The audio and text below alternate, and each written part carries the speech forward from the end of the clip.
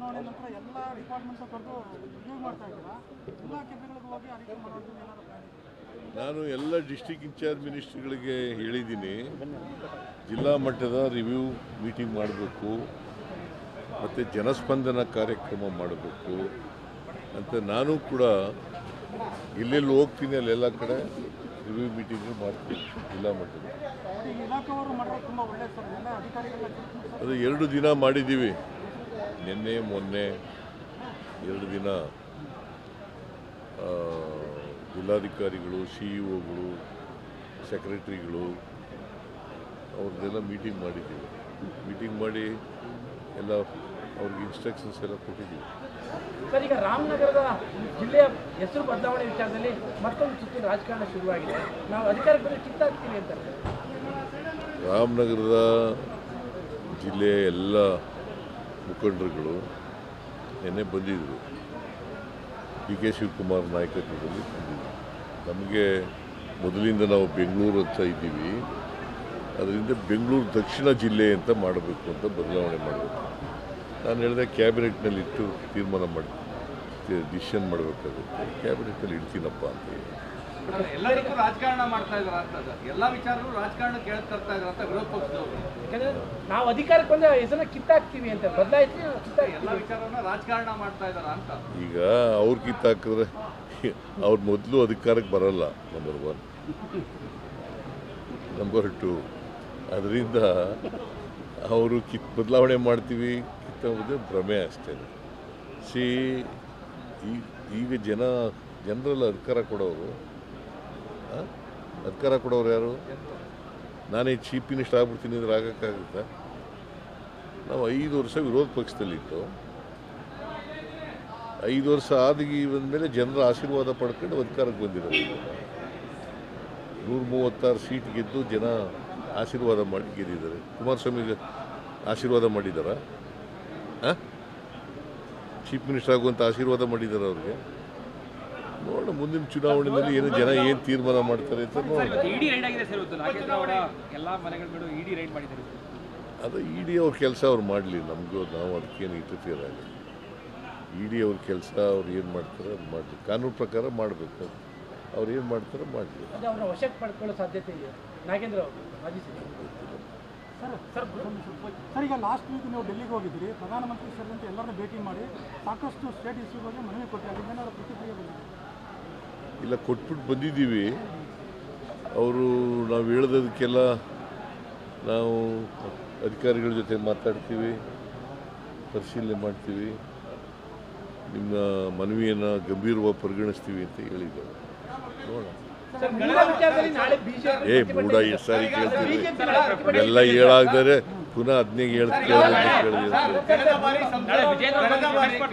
ಸಂಸದರು ಯಾವುದೇ ಧ್ವನಿ ಎತ್ತಿರಲಿಲ್ಲ ಅಂತ ಇತ್ತು ಸರ್. ಕಳೆದ ಬಾರಿ ಬಿಜೆಪಿ ಸಂಸದರು ಪ್ರಧಾನಿ ಹತ್ರ ಏನು ಕೇಳಿಲ್ಲ. ಈ ಬಾರಿ ಸಂಸದರ ಆಯ್ಕೆ ಆಗಿರೋ ಮೇಲೆ ವಿಶ್ವಾಸ ಇದೆಯಾ ಸರ್? ನಮ್ಮ ರಾಜ್ಯದ ಸಮಸ್ಯೆಗಳನ್ನ ಮೋದಿ ಅವ್ರ ಹತ್ರ ಕೇಳ್ತಾರೆ ಅಂತ. ನೋಡೋಣ, ಅವ್ರಿಗೆಲ್ಲ ಕರೆದು ಮಾತಾಡಿದ್ದೀನಿ, ಎಲ್ಲ ಮೀಟಿಂಗ್ ಮಾಡಿದ್ದೀನಿ. ಅವ್ರಿಗೆಲ್ಲ ಸಮಸ್ಯೆಗಳು, ಕರ್ನಾಟಕದಲ್ಲಿ ಇರ್ತಕ್ಕಂಥ ಸಮಸ್ಯೆಗಳೆಲ್ಲ ಹೇಳಿದ್ದೀನಿ. ಅವರು ಅವ್ರ ಮೇಲೆ ಎಲ್ಲರ ಮೇಲೂ ವಿಶ್ವಾಸ ಇದೆ. ನೋಡೋಣ. ಜಿಲ್ಲಾ ಪಂಚಾಯತ್, ತಾಲೂಕ್ ಪಂಚಾಯತ್ ಮತ್ತು ಬಿಜೆಪಿ ಈಗ ತಾಲೂಕು ಪಂಚಾಯತಿ, ಜಿಲ್ಲಾ ಪಂಚಾಯತಿ ಚುನಾವಣೆ ಬಗ್ಗೆ ರಿಸರ್ವೇಷನ್ ಆಗಬೇಕು. ರಿಸರ್ವೇಷನ್ ಮಾಡಿ ಕೋರ್ಟ್ನಲ್ಲಿದೆ, ಹೈಕೋರ್ಟ್ ಮುಂದೆ ಇದೆ. BBMPದು ಸುಪ್ರೀಂ ಕೋರ್ಟ್ ಮುಂದೆ, ಹೈಕೋರ್ಟ್ ಕರ್ನಾಟಕ ಹೈಕೋರ್ಟ್ ಮುಂದೆ. ಕೋರ್ಟ್ನವ್ರು ಏನು ಡೈರೆಕ್ಷನ್ ಕೊಡ್ತಾರೆ ಅದ್ರ ಪ್ರಕಾರ ಮಾಡ್ತೀವಿ.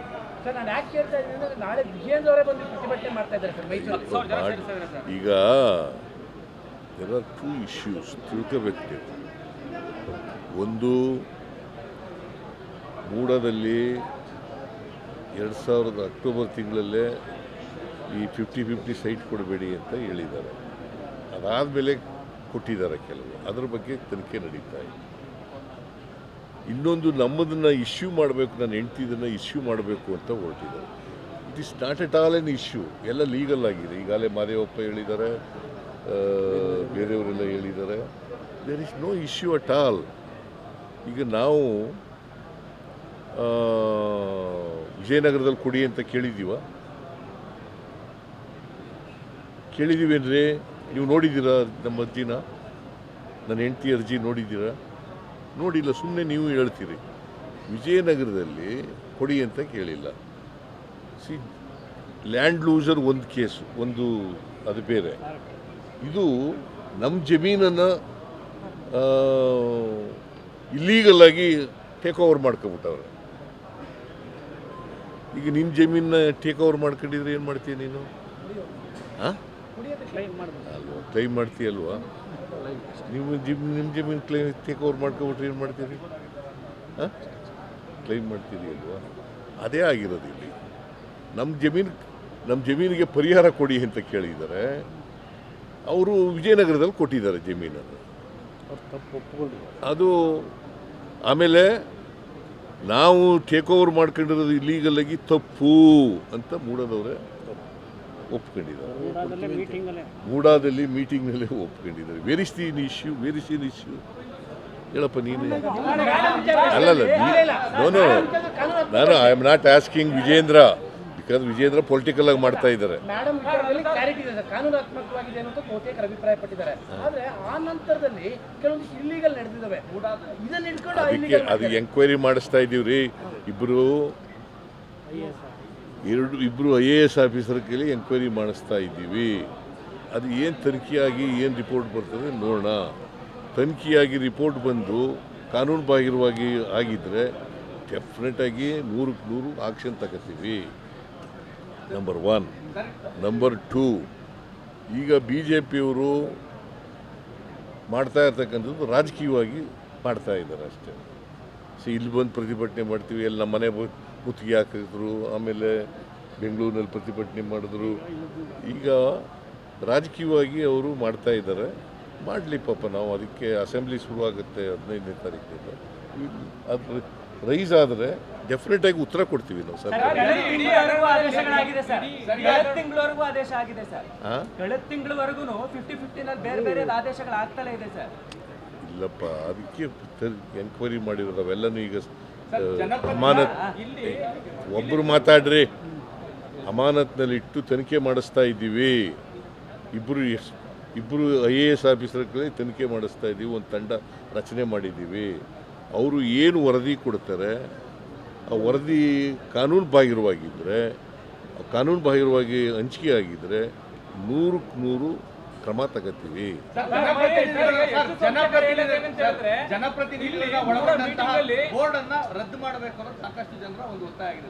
ಕೂಡದಲ್ಲಿ ಜನಪ್ರತಿನಿಧಿಗಳನ್ನ ಒಳಗೊಂಡಂತಹ ಒಂದು ಇಲ್ಲ, ಅದು ಕಾನೂನು ಮಾಡಬೇಕು ಅಂತ ವಿಚಾರ ಮಾಡ್ತಾರೆ. ಈಗ ಹಿಂದೆನೇ ಇದು ಚರ್ಚೆ ಆಗಿತ್ತು. ಕುಂಟರಾಮಣ್ಣವರು ಮೆಂಬರ್ ಇದ್ದಾರಲ್ಲ, ಅವರು ರಾಮಣ್ಣ ಅಂತ, ರಾಮಣ್ಣ ಅವರಿದ್ದಾಗ ಚರ್ಚೆ ಆಗಿತ್ತು ಒಂದು ಸಾರಿ, ಮೆಂಬರ್ಗಳನ್ನ MLAಗಳಿರ್ಬೇಕಾ MLCಗಳಿರ್ಬೇಕಾ ಅಂತ.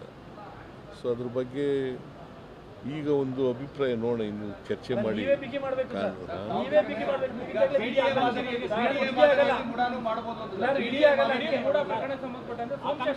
ಇಲ್ಲ ಮೀಟಿಂಗ್ಗಳಲ್ಲಿ ಚರ್ಚೆ ಆಗದೇ ಫೈಲ್ಗಳು ಹೋಗ್ತಿತ್ತು ಅನ್ನೋದು ಒಂದ್ ಕಡೆ ಸಾಕಷ್ಟು ವರ್ಷಗಳಿಂದ ಇಲ್ಲಿ ಭ್ರಷ್ಟಾಚಾರ ಆಗಿದೆ. ಇದನ್ನ ಬಹುಕೋಟಿ ಭ್ರಷ್ಟಾಚಾರ, ಇದನ್ನ CBI ಕೊಡಿ ಅನ್ನೋದು ಅವ್ರ ಒತ್ತಾಯ. ಜೊತೆಗೆ ಬಿಜೆಪಿ ಅವ್ರ ಒತ್ತಾಯ ಇರೋದು. CBIಗೆ ನಮ್ಮ ಪೊಲೀಸ್ನವರು ತನಿಖೆ ಮಾಡೋಕ್ಕಾಗಲ್ವಾ? ನಮ್ಮ ಪೊಲೀಸ್ನವ್ರು ಇರೋದು ಯಾಕಪ್ಪ ಹೇಳೋದು ನೀನು? ನಾನು ಅನೇಕ CBI ಕೊಟ್ಟಿದ್ದೀವಿ. CBIನಲ್ಲಿ ನಮ್ಮ ಸರ್ಕಾರ ಇದ್ದಾಗ ಕೊಟ್ಟಿದ್ದೀವಿ. ಅವ್ರು ಯಾವ್ದಾದ್ರು ಕೊಟ್ಟಿದ್ರ? ಯಾವುದು ಕೇಸ್ ನೋಡಿ ಹೇಳು. BJP ಅವ್ರು ಕೊಟ್ಟಿದ್ದು ಸರ್ಕಾರದಲ್ಲಿದ್ದಾಗ ಇಂಥದ್ದು BJP CBI ಕೊಟ್ಟಿದ್ದೀವಿ ಅಂತ ಹೇಳು, ತೋರಿಸು. ಅಲ್ಲ, ಸೋಮಶೇಖರ ಇದು ಬಿಟ್ಬಿಟ್ಟು ಅದೇ ಹೇಳ್ತಾ ಇದೆಯಲ್ಲ ನೀನು. ಅವ್ರ ಅಧಿಕಾರದಲ್ಲಿದ್ದಾಗ CBI ಕೊಟ್ಟಿರ್ತಕ್ಕಂಥ ಒಂದು ನಮ್ಮ ಪೊಲೀಸ್ನವ್ರಿಗೆ ತನಿಖೆ ಮಾಡೋಕ್ಕಾಗಲ್ವ ಅವ್ರ ಕೈಲಿ? ಈಗ ಸೂದಿದ್ದಾರೆ ಡೈರೆಕ್ಟರ್ ಆಫ್ CBI, ಅವ್ರು ಎಲ್ಲಿ ಪೊಲೀಸ್ನವರು? ಅವರು ಕರ್ನಾಟಕದಲ್ಲಿ DG ಆಗಿದ್ದವರಲ್ವ, ಅವರೇ ಡೈರೆಕ್ಟರ್ ಆಫ್ CBI. ಯಾಕಂದರೆ ನಮ್ಮ ಪೊಲೀಸ್ನವ್ರಿಗೆ ಸಾಮರ್ಥ್ಯ ಇದೆ ತನಿಖೆ ಮಾಡಲಿಕ್ಕೆ.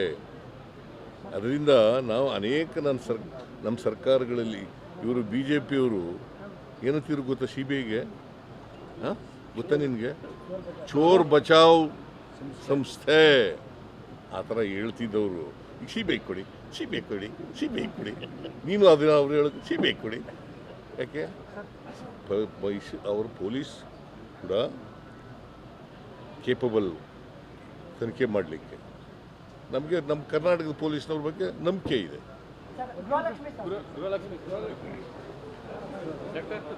Thank you. Election good luck to all contenders.